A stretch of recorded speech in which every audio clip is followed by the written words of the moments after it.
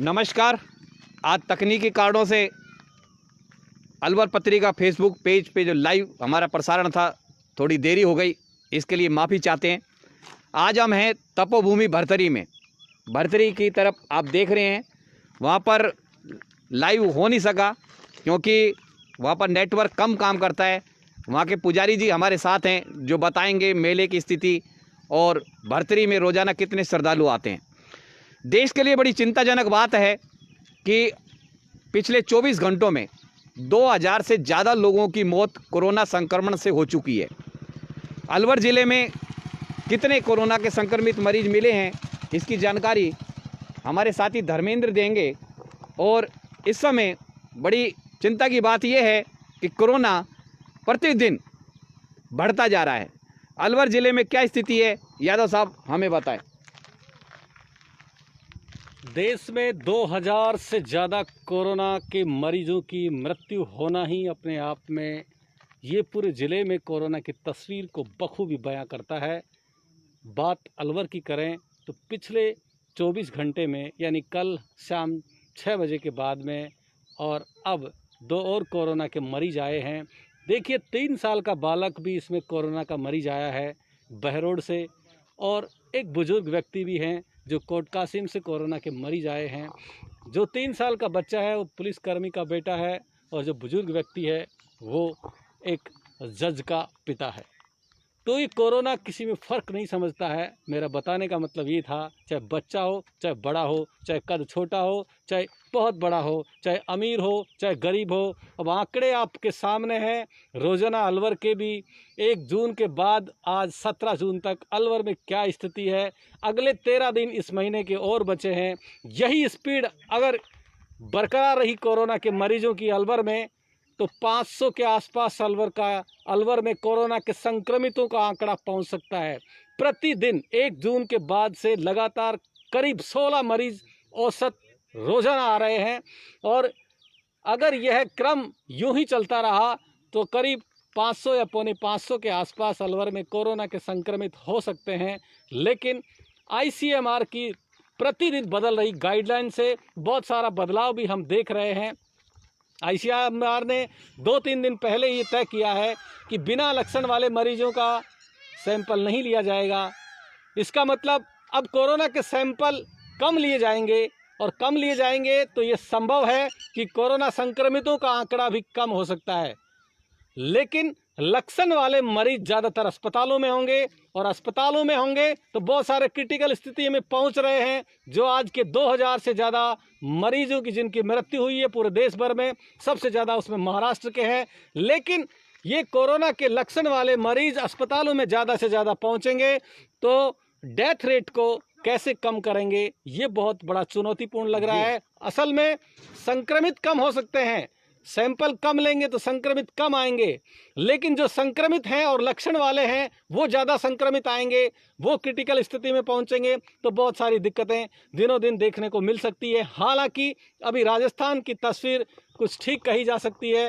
राजस्थान में मरीजों की संख्या अभी अन्य प्रदेशों की तुलना में बहुत ज़्यादा नहीं है। रिकवरी रेट यहाँ अन्य प्रदेशों की तुलना में अच्छी है। आज ही देश के प्रधानमंत्री ने उन सभी राज्यों के मुख्यमंत्रियों से भी वार्तालाप की है, कोविड पर चर्चा भी की है, बहुत सारी तैयारियां भी आगे के लिए चल रही हैं। इन सब स्थितियों को देखते हुए हम आपको यही कह सकते हैं कि अलवर में आज 2 कोरोना के नए मरीज आए हैं 1 जून से, और आज तक 17 दिनों में 263 मरीज आ चुके हैं 17 दिनों में अलवर ज़िले में। और इसके अलावा 2 जनों की डेथ भी हो चुकी है 1 जून से और 17 जून तक। अब तक ओवरऑल 4 जनों की मृत्यु इस कोरोना काल में हो चुकी है। कोरोना काल के कारण, कोरोना के संक्रमण के कारण अब दिनों दिन बाहर से आने वाले लोग, यहाँ से लोग बाहर जाने वाले लोग, हम NCR से लगते हुए क्षेत्र में हैं। NCR में पूरा हमारा ज़िला आता है।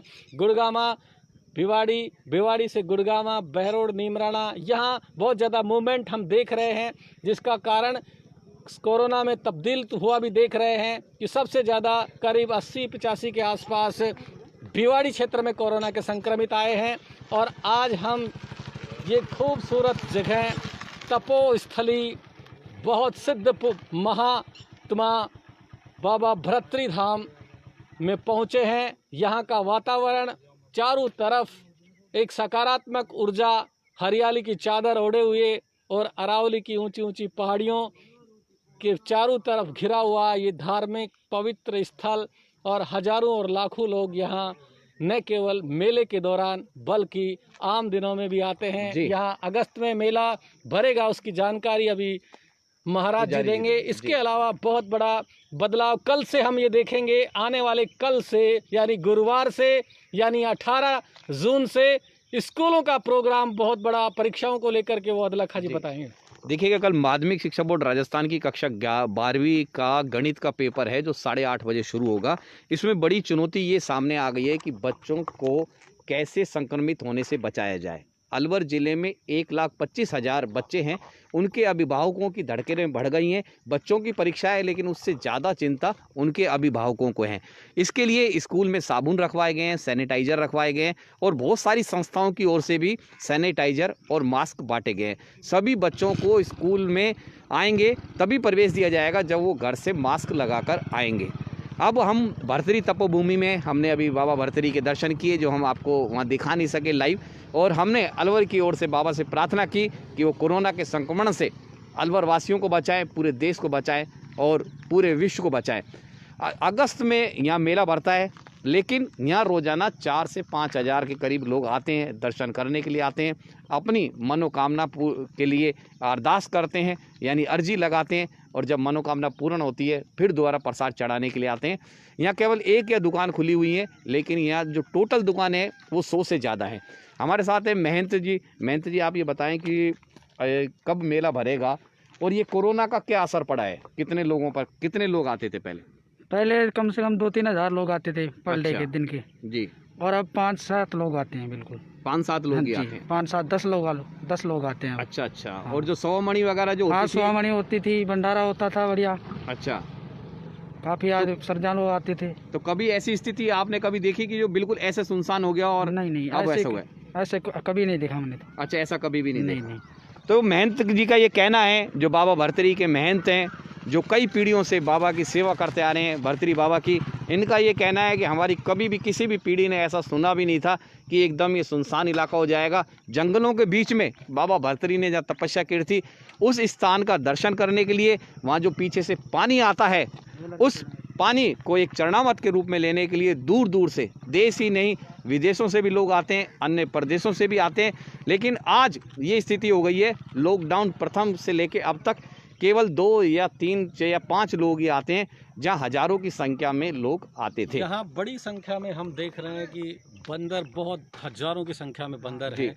ज़रा आप ये भी बताएं कि जब पहले 4,000 2,000 लोग आते थे तब बंदरों के लिए बहुत सारा खाना हाँ, मिल जाता हाँ। था, अब बंदरों तक कौन खाना पहुंचा रहा है यहाँ? बंदरों को कोई नहीं पहुंचा था अब तो अब बंदर क्या मतलब कंदमूल हाँ। खाने लग गए हैं? हाँ, ये पेड़ पौधे खाते हैं। हाँ, पेड़ों के हाँ, फल खा लेते हैं, हाँ, फल। कंदमूल खा लेते हाँ हैं। जी, हाँ जी। जी। और पहले ज्यादातर क्या चीजें खाते थे? केले, फल फ्रूट वगैरह, अनार। जी। तो इससे कोई परिवर्तन आप देख रहे हैं इन जीवों में, वन्य जीवों में? जीव तो परिवहन तो है ही।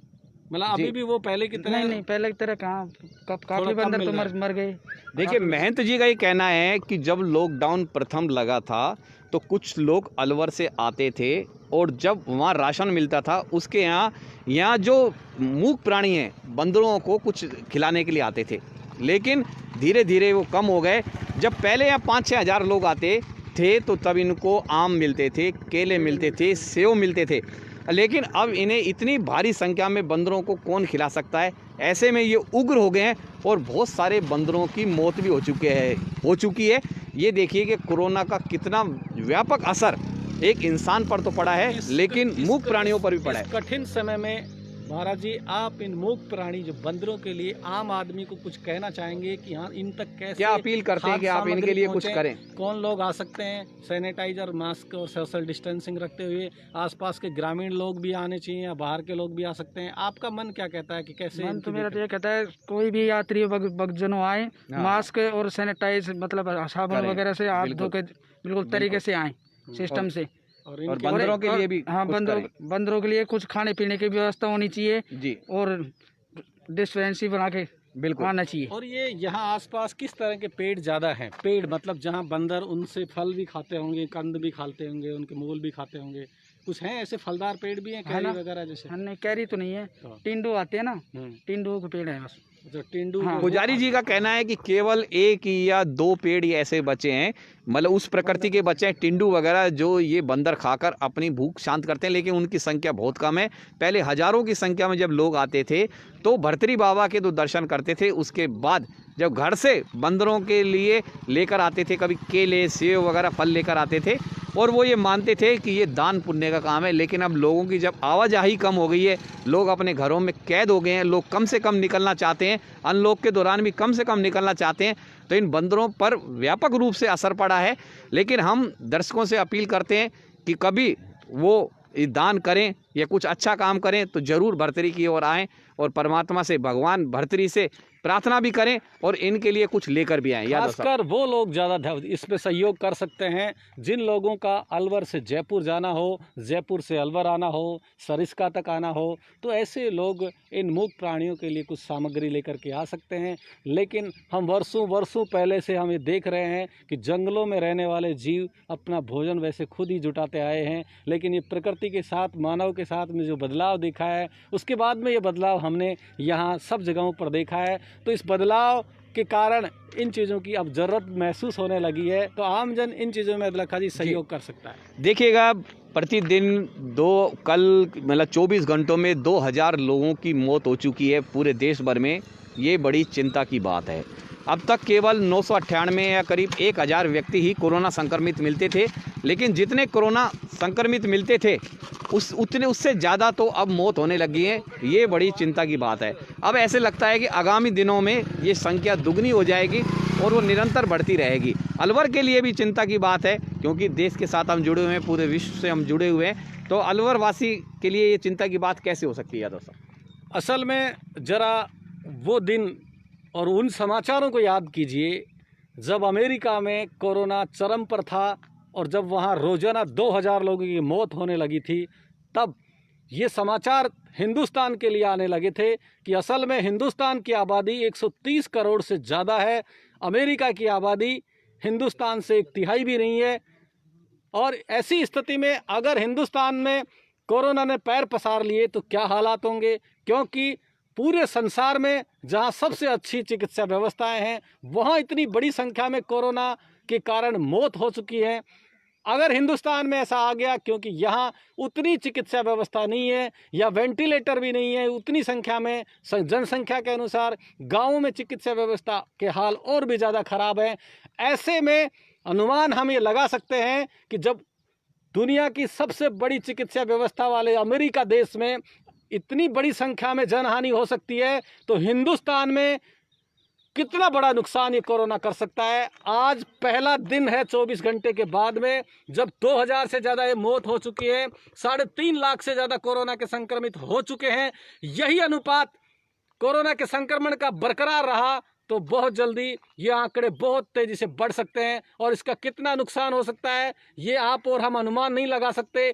लेकिन अब हम सब की ये जिम्मेदारी बनती है कि मौजूदा स्थितियों को जो कि भयावह होती जा रही है, इस पर नियंत्रण करने के लिए एक एक व्यक्ति का योगदान जरूरी है। केवल सरकार और प्रशासन मात्र से हम ये उम्मीद नहीं कर सकते पूरी तरह से कि वो कोरोना पर काबू पा लेंगे। असल में कोरोना पर काबू पाना उनके बस की बात भी नहीं है। अब ये सिर्फ और सिर्फ हर व्यक्ति पर निर्भर करता है। जहां कोरोना की चैन बिखरेगी तय मानिए वहां निश्चित रूप से कहीं ना कहीं चूक हुई है, चाहे सोशल डिस्टेंसिंग का पालन वहां नहीं हो रहा हो, चाहे वहां भीड़ ज़्यादा लगती हो, चाहे वह मास्क नहीं लगा रखा होगा लोगों ने। लेकिन खास बात मैं आपको ये बता दूं कि कोरोना का संक्रमण तेजी से वहां ज़्यादा मिला है जहां पर लक्षण वाले मरीज ज़्यादा मिले हैं। तो आप विशेष ध्यान रखिए, जहां आपको खांसी जुकाम बुखार ऐसे मरीज आपको मिले, ऐसा कोई सब्जी विक्रेता आपको मिले जिसके खांसी जुकाम बुखार हो, उससे कतई कुछ नहीं खरीदें, ऐसी भीड़ में नहीं जाएं, क्योंकि कोरोना की चैन यानी कोरोना एक व्यक्ति से बहुत सारे लोगों में जहां फैला है वहां सबसे बड़ा कारण यही मिला है कि वहां लक्षण वाले मरीज ज़्यादा मिले हैं। अगर किसी में खांसी जुकाम बुखार है और वो कोरोना का संक्रमित है तो तय मानिए कि उसके जरिए बहुत सारे लोग बीमार हो सकते हैं। लेकिन जिसमें कोई लक्षण नहीं नहीं है और वो कोरोना का संक्रमित है, उससे संक्रमण बढ़ने की संभावना कम है। इसी को देखते हुए ICMR ने ये गाइडलाइन तय की है कि कम से कम बिना लक्षण वाले मरीजों के कम से कम सैंपल लिए जाएंगे और उन लोगों पर इलाज फोकस किया जाएगा जो संक्रमित हैं, लक्षण हैं, क्रिटिकल स्थिति में आ चुके हैं, बुजुर्ग हैं। उनको इलाज में प्राथमिकता तभी मिलेगी जब हम कम से कम मरीज हमारे सामने होंगे। अगर बहुत बड़ी संख्या में मरीज आ जाएंगे तो पूरी चिकित्सा विभाग की पावर, मैन पावर दूसरे कामों में, मतलब जो कोरोना के संक्रमित हैं लेकिन बहुत क्रिटिकल स्थिति में नहीं है, उनमें लक्षण नहीं है, उन पर फोकस हो जाता है इलाज। इसलिए ये बदलाव किया गया है और इस बदलाव को हमें समझना होगा, तभी हम इस कोरोना से दूर रह सकते हैं और इसे दूर कर सकते हैं। जी, हम तपोभूमि भर्तरी क्षेत्र में हैं, जहाँ भर्तरी जो राजा थे उन्होंने यहाँ आकर तपस्या की और प्रभु को पाया। हम प्रभु से और महाराज भर्तरी से जाकर प्रार्थना कर रहे हैं अलवर के लिए कि वो अलवर में शांति रखें और लोगों को संक्रमित होने से बचाएं। मैं प्रदीप जी से निवेदन करूंगा कि एक बार जो कुछ बरसात से, थोड़ी बहुत जो बरसात आई है उससे मौसम अच्छा हुआ है, हरियाली आई है, ये कृपा हमारे दर्शकों को दिखाएं। पूरा सरिस्का का क्षेत्र है। सरिस्का अभ्यारण्य आप सबको पता है दुनिया भर में प्रसिद्ध है। हजारों लाखों पर्यटक यहाँ आते हैं, न केवल हिंदुस्तान से बल्कि पूरे संसार से। और उसी सरिस्का अभ्यारण्य के परिक्षेत्र में ही भर्तरी बाबा का ये धाम है। यहाँ भी सालों से न जाने कितने दूर से हजारों लाखों की संख्या में हर साल यहाँ लोग आते हैं, श्रद्धालु आते हैं। इतनी सारी यहाँ धर्मशालाएं हैं। इस वक्त ये सब कोरोना काल के कारण सूनी पड़ी हुई हैं और इस रोड पर पहले कभी पैदल चलने को जगह नहीं मिलती थी, आज चलते हुए लोग नहीं दिखते हैं। ये सब कोरोना का असर है, यानी कोरोना के कारण हर जगह हम बदलाव देख रहे हैं। हमारी अर्थव्यवस्थाएं कहाँ चली गई हैं, आम आदमी के सामने रोजी रोटी का कितना बड़ा संकट आ चुका है। इस संकट को कम करने के लिए एक एक व्यक्ति को कोरोना से दूर रहना है और कोरोना को भगाना है। साबुन पानी से हाथ धोना है। ज़िंदगी से हाथ धोने से पहले साबुन पानी से ज़्यादा हाथ धोएंगे तो सब खुश रहेंगे, आप खुश रहेंगे, घर में रहेंगे, स्वस्थ रहेंगे और परिवार और बच्चे और बुजुर्गों का ज़्यादा ख्याल भी रखेंगे। जी, भर्तरी बाबा से हम फिर दोबारा प्रार्थना करेंगे कि वो अलवर पे शांति बनाए रखे और कोरोना संक्रमितों की संख्या कम से कम मिले और किसी भी के घर में असामयिक मौत ना हो, कोई भी दुखद घटना सुनने को ना मिले। कल शाम 6 बजे फिर हम कोशिश करेंगे एक नई जगह के साथ, एक नई ऊर्जा के साथ आपके सामने आएँ और हम अंत में यही कहेंगे, बाबा भर्तरी बाबा की जय।